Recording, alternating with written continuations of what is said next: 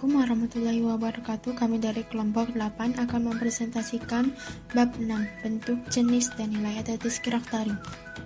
A. Bentuk gerak tari. Menurut Autard, bentuk form merupakan proses penataan atau pembentukan sebuah komposisi tari yang menghasilkan bentuk keseluruhan.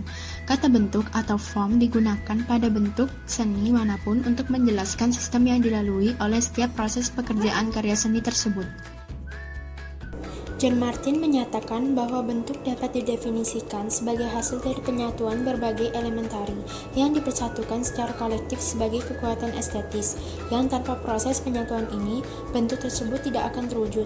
Keseluruhan atau kesatuan bentuk itu menjadi lebih bermakna daripada beberapa bagiannya yang terpisah. Proses menyatukan untuk memperoleh bentuk itu dinamakan komposisi. Berdasarkan pengertian bentuk pada tari, maka dapat disimpulkan bahwa bentuk tari berdasarkan geraknya yaitu 1.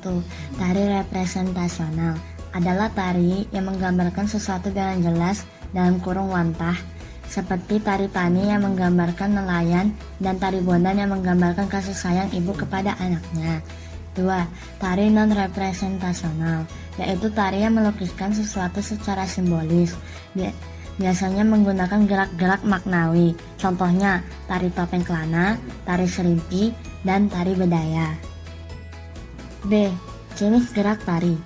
Gerak tari yang indah berasal dari proses pengolahan yang telah mengalami stilasi, dalam kurung digayangkan, dan distorsi, dalam kurung pengubahan, sehingga lahirlah dua jenis gerak yaitu sebagai berikut.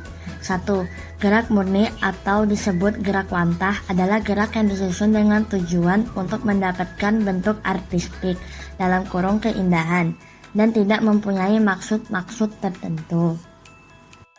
2. Gerak maknawi dalam kurung gestur atau gerak tidak wantah adalah gerak yang mengandung arti atau maksud tertentu dan telah distilasi. Misalnya gerak ulap-ulap dalam kurung dalam tari Jawa merupakan stilasi dari orang yang sedang melihat sesuatu yang jauh letaknya. Nilai estetis dalam gerak tari. Nilai estetika pada tari tidak hanya dilihat secara keseluruhan, tetapi juga dapat dilihat pada geraknya. Nilai estetika pada tari dapat diperoleh melalui penglihatan atau visual dan pendengaran atau auditif. Nilai estetika secara visual berdasarkan dari gerak yang dilakukan, sedangkan secara auditif berdasarkan iringan tarinya. Nilai estetika bersifat subjektif. Gerak pada tari merak misalnya, merupakan ungkapan keindahan dari gerak-gerik kehidupan burung merak. Keindahan tersebut dari satu gerak ke gerak lain, sehingga menjadi satu kesatuan utuh. Demikian juga tari yang berkembang di daerah Dayak, terinspirasi dari keindahan burung enggang. Kepak sayap enggang diwujudkan dalam bentuk gerakan yang gemulai tetapi cekatan dan tangkas.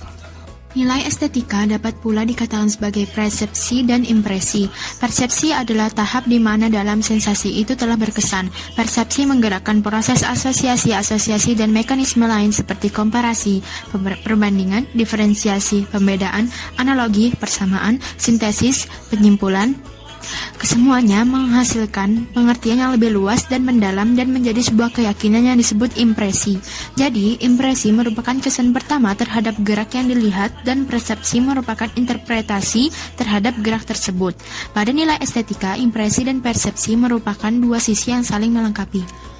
Nilai estetika juga dipengaruhi oleh emosi penikmat tari. Emosi merupakan perasaan yang perlu digugah dan harus ada untuk dapat menikmati kesenian dan keindahan, serta merupakan perasaan, misalnya sedih, senang, dan lain-lain, yang dapat dikendalikan.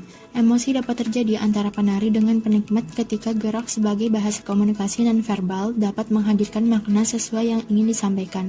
Pada drama tari misalnya, ungkapan emosi dapat disampaikan secara non-verbal melalui desain drama atau menyanyian sebagai dialog.